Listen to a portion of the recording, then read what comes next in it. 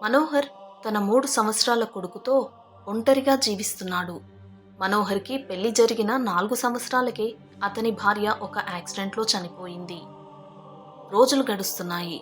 మనోహర్ తల్లి మనోహర్‌తో చాలా సార్లు చెప్పింది, "నువ్వు మరొక పెళ్లి చేసుకో" అని. కానీ మనోహర్ అందుకు అస్సలు అంగీకరించలేదు. "బాబు కోసమైనా మరో పెళ్లి చేసుకో బాబూ, చాలా చిన్నగా ఉన్నాడు కదా బాబూ, వాడి బాగోగులు చూసుకోవడానికి ఎప్పుడూ ఇంట్లో ఎవరో ఒకరు ఉండాలి కదా" అన్నది ఆ తల్లి. కానీ మనోహర్ అన్నాడు, "అమ్మా, బాబుని చూసుకోవడానికి నువ్వు నేను ఉన్నాం కదా! మరో పెళ్లి చేసుకుంటే ఆ వచ్చే ఆవిడ బాబుని ఎలా చూసుకుంటుందో ఏమో" అని అంటూ ఉండేవాడు. తన తల్లి అతడిని ఎంతలా నచ్చచెప్పాలని చూసినా కానీ అతను వినేవాడు కాదు. మనోహర్ పోస్టాఫీసులో పనిచేస్తూ ఉండేవాడు. బాబును ఉదయాన్నే స్కూల్లో డ్రాప్ చేసి తను తన జాబ్ కోసమై వెళ్ళేవాడు. అలాగే సాయంత్రం వచ్చేటప్పుడు బాబుని తీసుకుని ఇంటికి వచ్చేవాడు. ఇలా అతను బాబుపై ఎంతో ప్రేమతో జీవనం సాగిస్తూ ఉన్నాడు. ఇంతలో అనుకోకుండా ఒకరోజు మనోహర్ తల్లి చనిపోయింది. అతను ఎంతో బాధపడ్డాడు. బంధువులందరూ మనోహర్తో చెప్పారు, "నీకోసం కాకపోయినా కనీసం బాబు కోసమైనా నువ్వు మరొక పెళ్లి చేసుకో. బాబుకు తల్లి అవసరం ఎంతైనా ఉంది. అన్ని పనులు నువ్వే చూసుకోలేవు కదా" అని పెళ్లికి ఒప్పించారు.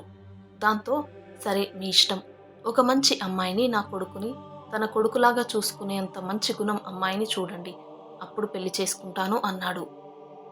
అలా కొన్నాళ్ళు గడిచింది. ఒకరోజు ఒక మంచి సంబంధం ఉంది అని బంధువులు చెప్పడంతో ఆ పెళ్లి సంబంధం చూడడానికి అతను ఉదయాన్నే వెళ్ళాలి అనుకున్నాడు. మరునాడు ఉదయం లేచి టీ తాగుతూ పేపర్ చదువుతూ ఉన్నాడు. అందులో ఒక వార్త అతడిని ఎంతో కుదిపేసింది. అందులో ఒక వార్త ఇలా ఉంది: పిల్లలకు తల్లి లేని లోటు తీర్చాలి అని ఒక వ్యక్తి తన భార్య చనిపోయాక మరొక పెళ్లి చేసుకున్నాడు. వచ్చిన ఆ భార్య పిల్లల్ని ఎంతో బాగా చూసుకున్నట్టుగా మొదట్లో నటించింది. కానీ ఉన్న ఆ ముగ్గురు పిల్లల్ని ఆమె ఆ ముగ్గురు పిల్లల్లో ఇద్దరిని ఎప్పుడూ చితకబాదుతూ ఉండేది. పైగా వారిద్దరిని కొట్టింది ఆ మూడవ పాప అని ఆమెపై నెట్టేది. ఆ పిల్లలు ఆమెతో నరకం అనుభవిస్తున్నారు అని ఆ పేపర్లో ఉంది. అది చదివిన మనోహర్‌కి చెమటలు పట్టాయి. ఎంతో భయపడ్డాడు.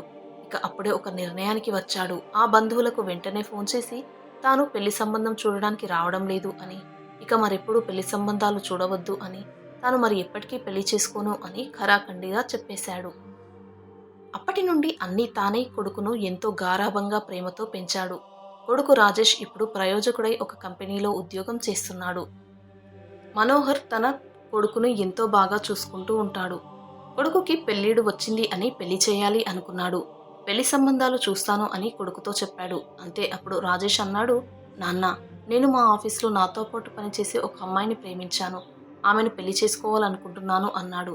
అప్పుడు మనోహర్ అన్నాడు, "ఆ అమ్మాయి మంచిదైతే నీకు నచ్చితే అలాగే ఈ పెళ్లి జరిపిస్తాను" అన్నాడు.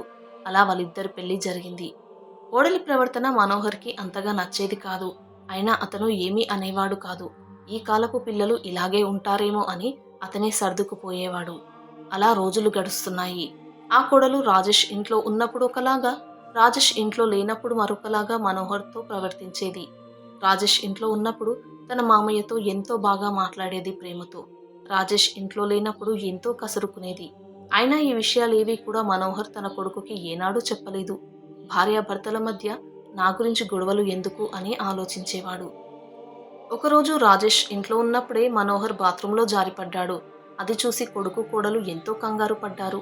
ఎంతో బ్లడ్ పోతుంది. వెంటనే అతడిని హాస్పిటల్‌కి తీసుకువెళ్లారు. దీంతో పాటు అతనికి పెరాలసిస్ కూడా వచ్చింది. దాంతో నోటి మాట కూడా పడిపోయింది. 15 రోజుల ట్రీట్మెంట్ తర్వాత డాక్టర్స్ మనోహర్‌ని ఇంటికి డిశ్చార్జ్ చేశారు. కానీ మనోహర్ తన పనులు ఏవీ తాను సొంతంగా చేసుకోలేకపోయేవాడు. కనీసం మాట్లాడడం కూడా రాకపోయేది అతనికి. దాంతో కొడుకు అతడికి సేవలు చేసేవాడు. కోడలు విసుక్కుంటూ భోజనం పెట్టేది. కొడుకు ఉద్యోగం పనుల వలన తన తండ్రిని తనకి చూసుకోవడం ఇబ్బందిగా మారింది అని ఒక వ్యక్తిని తన తండ్రిని చూసుకోవడాని కోసమై పెట్టుకున్నాడు. ఆ వ్యక్తి మనోహర్‌కి తినిపించడం, స్నానం చేయించడం వంటి అన్ని పనులు చూసుకునేవాడు. ఇవన్నీ చూస్తూ రాజేష్ భార్యకు ఎంతో కోపం వచ్చేది. ఈ ముసలాడికి ఇంకా ఎన్ని రోజులని ఇలా మేము సేవలు చేస్తూ ఉండాలో, ఉన్న డబ్బులన్నీ ఇతనికే ఖర్చయిపోతూ ఉన్నాయి. ఇతను తొందరగా చనిపోతే బావుండు అనుకునేది. కొన్నాళ్లకు రాజేష్‌కి ప్రమోషన్ వచ్చింది. దానిపై అతను అమెరికాకు వెళ్లాల్సి ఉంది.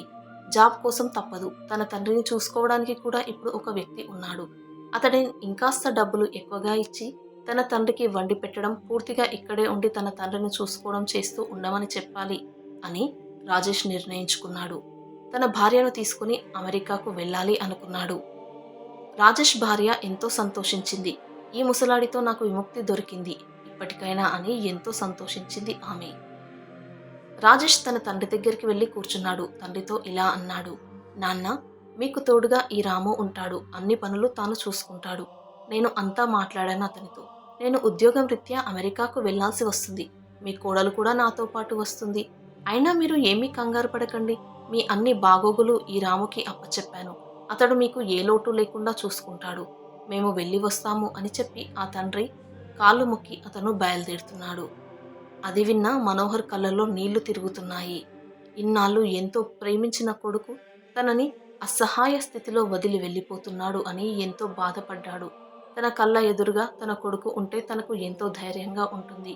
తన భవిష్యత్తును కూడా లెక్క చేయకుండా కొడుకు కోసం ఎన్నో త్యాగాలు చేశాడు ఆ తండ్రి. ఈరోజు ఆ తండ్రిని వదిలేసి ఆ కొడుకు తన భవిష్యత్తు కోసమై వెళ్ళిపోతున్నాడు. రాము, నువ్వు నాన్నని జాగ్రత్తగా చూసుకో. ఈ డబ్బులు ఉంచుకో. నీకు నెల నెలా జీతం మేము అకౌంట్లో ట్రాన్స్ఫర్ చేస్తాము. అలాగే నాన్నగారికి సంబంధించిన ఏ అవసరాలకైనా డబ్బులు కావాల్సి వస్తే నువ్వు నాకు ఫోన్ చేయి. నేను వెంటనే పంపిస్తాను అని చెప్పి వాళ్ళు అమెరికాకు వెళ్ళిపోయారు. వాళ్ళు వెళ్ళాక మనోహర్ ఎంతో దుఃఖించాడు. రక్త సంబంధం ఉన్న తాను ఎంతో ప్రేమగా చూసుకున్న తన కొడుకు ఈ పరిస్థితులలో తనని వదిలేసి వెళ్తున్నాడు.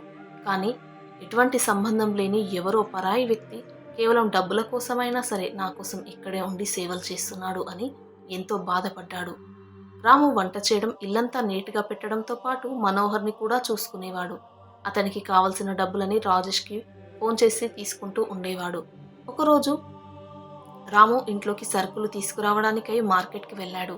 కానీ అనుకోకుండా అతడికి ఒక యాక్సిడెంట్ జరిగింది. అతను ఆ యాక్సిడెంట్లో తీవ్రంగా గాయపడ్డాడు. చుట్టుపక్కల వాళ్ళు చూసి వెంటనే అతడిని హాస్పిటల్కి అంబులెన్స్లో తరలించారు. కానీ దురదృష్టం, అతను కోమాలోకి వెళ్ళిపోయాడు. ఇక్కడ మనోహర్ ఒంటరిగా ఇంట్లో ఉన్నాడు. అతని పనులు అతను ఏమీ చేసుకోలేకపోతున్నాడు. మాట్లాడడానికైనా ఎవరినైనా సహాయానికి పిలవడానికైనా అతనికి నోరు రావడం లేదు. పైగా రాము తను సరుకులు తీసుకురావడానికి వెళ్తున్నాను కాబట్టి తాను ఇంట్లో లేని సమయంలో ఎవరైనా ఇంట్లోకి దూరే ప్రమాదం ఉంది అని అతను డోరు బయట నుంచి లాక్ వేసి సరుకులకై వెళ్ళాడు. కానీ అనుకోకుండా యాక్సిడెంట్ అయి కోమాలోకి వెళ్ళిపోయాడు. మనోహర్ ఎంతో వేదనను అనుభవించాడు. తన దుఃఖాన్ని, బాధను ఎవరితో చెప్పుకోవడానికి కూడా అతనికి నోరు లేదు. అక్కడ కొడుకు తన పనుల్లో తాను బిజీగా ఉన్నాడు. తర్వాత 5 నెలలకు అతనికి గుర్తుకు వచ్చింది. తన తండ్రికి సంబంధించిన ఏ ఇన్ఫర్మేషన్ ఇంకా తనకు తెలియడం లేదు. రాము అసలు డబ్బులు తీసుకోవడానికి కూడా ఫోన్ చేయడం లేదు ఏంటి అసలు అనుకుని అప్పుడు రాముకి ఫోన్ చేశాడు. ఫోన్ కలవడం లేదు. అలా ఎన్నిసార్లు చేసినా ఫోన్ కలవలేదు. ఏదైనా బిజీలో ఉన్నాడేమో, చేస్తాడులే. నేను అప్పుడు ఇచ్చొచ్చిన డబ్బులు ఇంకా ఉన్నాయో ఏమో, అందుకే ఫోన్ చేయడం లేదు అనుకుంటూ అతను తన తండ్రిని గురించి పెద్దగా పట్టించుకోలేదు. మరో నెల గడిచింది. అలా 6 నెలల తర్వాత రాము ఇంకా ఫోన్ లిఫ్ట్ చేయకపోవడంతో తన తండ్రి గురించిన ఎటువంటి ఇన్ఫర్మేషన్ తెలియడం లేదు అని ఒకసారి తన తండ్రిని చూసి వస్తాను అని ఇండియాకు వచ్చాడు భార్యతో పాటు. ఇంటికి వెళ్ళి చూశాడు. ఇల్లంతా పాడుపడ్డట్టుగా అయిపోయింది. ఇంటికి లాక్ వేసి ఉంది. రాము ఎక్కడికి వెళ్ళి ఉంటాడు? బహుశా బయటకు వెళ్ళి ఉంటాడు. వస్తాడేమో అని చాలాసేపు వెయిట్ చేశారు. కానీ రాకపోవడంతో, ఫోన్ కూడా లిఫ్ట్ చేయకపోవడంతో తాళం పగలగొట్టి లోపలికి వెళ్ళారు. అంతే, ఇల్లంతా బూజు పట్టిపోయి బూత్ బంగ్లాలాగా మారిపోయింది అది. తన తండ్రి ఉన్న గదివైపు వెళ్ళాడు. ఆ గది లోపలికి చూసి అతడు కుప్పకూలిపోయాడు. అతని భార్య భయంతో కేక వేసింది. రాజేష్ కళ్ళలో నుండి నీళ్లు కారిపోతున్నాయి. ఎదురుగా తన తండ్రి లేడు. కానీ తన తండ్రి యొక్క ఎముకల గూడు అయిన అస్థిపంజరం మాత్రమే మిగిలి ఉంది. ఆ తండ్రి కదలలేని స్థితిలో ఆ వీల్ చైర్ పైననే అతడు పడిన నరకవేదన వర్ణనాతీతం.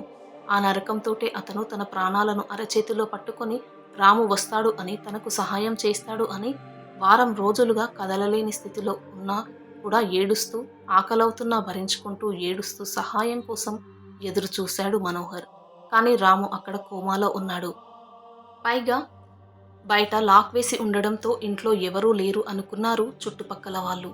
ఆ తండ్రి తిండి లేక, చూసేవాళ్ళు లేక వర్ణనాతీతమైన నరకంతో 10 రోజులు ఆ నరకాన్ని అనుభవించి 11వ రోజున అతడు తన తుదిశ్వాసను విడిచాడు.